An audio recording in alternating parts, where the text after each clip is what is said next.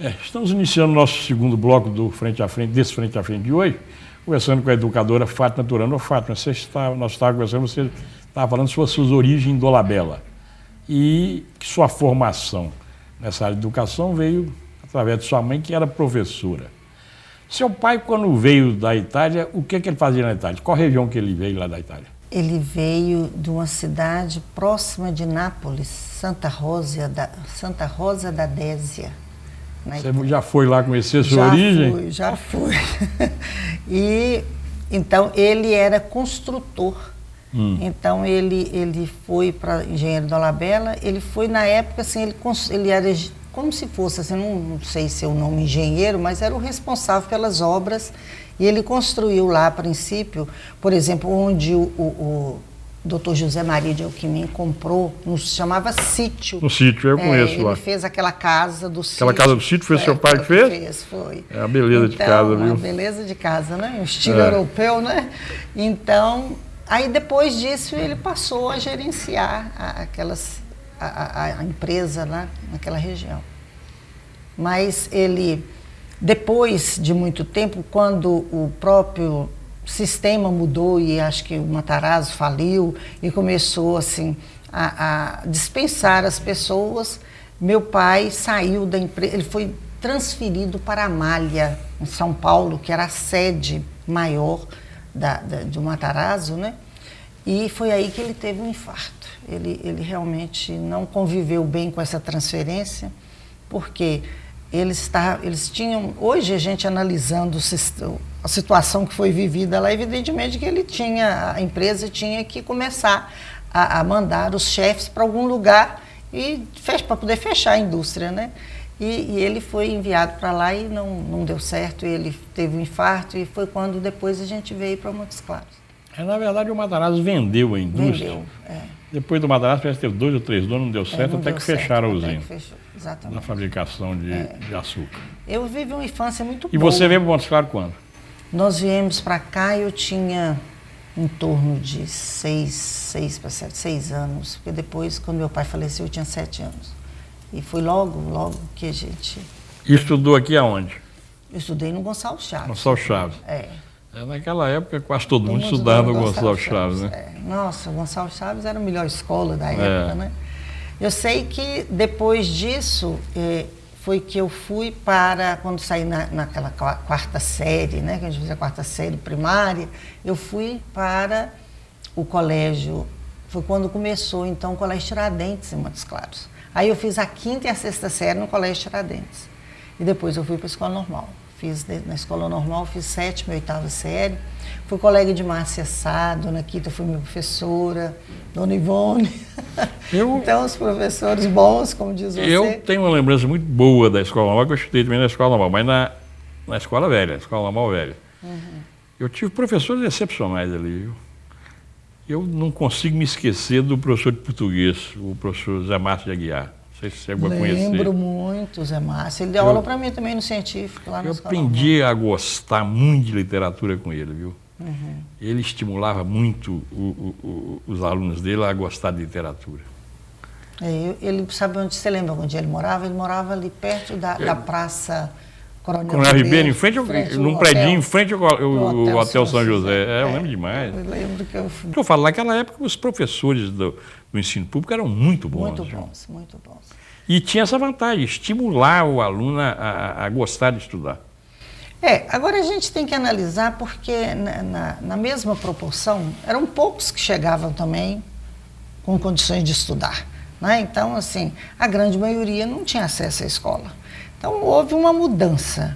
Isso, nesse aspecto, a gente tem que reconhecer que houve um acesso maior das classes menos favorecidas ao ensino. Até porque o país evoluiu muito também economicamente, né? Então, acho que junto com essa evolução deveria sim, haver uma mudança na postura com o trabalho da educação. Eu acho que, olha, quando se criou o curso normal superior, aliás, esse curso veio oriundo da Lei Diretriz e Base da Educação, que previa assim, que o professor do ensino básico, do ensino, principalmente as séries iniciais, ele precisava de uma formação especial para se trabalhar com as crianças, o que realmente é importante. E Só que ele vigorou muito pouco tempo por questões políticas, né? Ele suspendeu-se o curso no país, então ele foi, vamos dizer assim, ele saiu de linha o curso e voltou ao curso de pedagogia, aquele modelo tradicional. Então o curso de pedagogia é um curso mais eclético, é um curso mais de abrir a visão do educador para administrar, para supervisionar, mas para lecionar há uma necessidade assim premente de ser focado no básico que é a sala de aula, né? Então esse curso acabou, ele nasceu e morreu assim com pouco tempo e era a esperança que a gente tinha de que o ensino pudesse melhorar, sabe? Eu acho que para ser professor em sala de aula tem que ter uma vocação muito grande, né? Tem. Principalmente hoje em função do mundo, da evolução, né, do mundo de um modo geral, da comunicação. Então, o professor ele tem que ser um artista na sala de aula, porque para prender a atenção do aluno não é fácil, não. Imagine você uma sala com 40 alunos, cada um com um nível de dificuldade diferente do outro, valores e costumes diferentes, e você conseguir prender a atenção desse aluno 4 horas e meia na sala de aula, com um professor só, não é fácil. É difícil. Muito difícil. Então, eu acho que é necessário assim, que os políticos repensem a educação como assim, o fator de desenvolvimento. Mas, né? Fátima, eu fico imaginando, e não consigo explicar, talvez você consiga. Os professores de antigamente, por exemplo, os meus professores que eu citei aqui, o Zé Márcio de Aguiar, o Pedro Santana, o professor Joãozinho, eles não tinham tido, você entendeu, uma formação que o professor tem hoje. E, no entanto, eram professores excepcionais. Como é que você analisa a diferença aí? Não, eu acho que porque o professor de hoje sai formado na faculdade muito mais, quer dizer, devia ter uma condição muito melhor de ser um grande professor. Isso é muito relativo, Jorge, na medida em que, assim, há muito questionamento com relação ao que é feito hoje em muitas escolas, né? Então, apesar de que você hoje aprende sem precisar sair de casa, você aprende ensino à distância, você aprende na própria televisão. Então, eu atribuo isso tudo assim, aos novos tempos. Eu acho que a educação ela precisa de reformular-se para atender esses novos tempos. Então, veja só, não é o professor em si, é um conjunto de coisas. Então, é evidente que o professor hoje ele tem talvez até mais facilidade de comunicar, porque naquela época a gente também aceitava mais as coisas. Tem esse detalhe que o ensino ele era muito mais repressivo. Você não tinha coragem de abrir a boca na escola e responder o professor. Hoje não é assim. Hoje o aluno conversa com o professor de igual para igual. Então, houve uma mudança de valores. Então, nós não nos preparamos suficientemente para essas mudanças.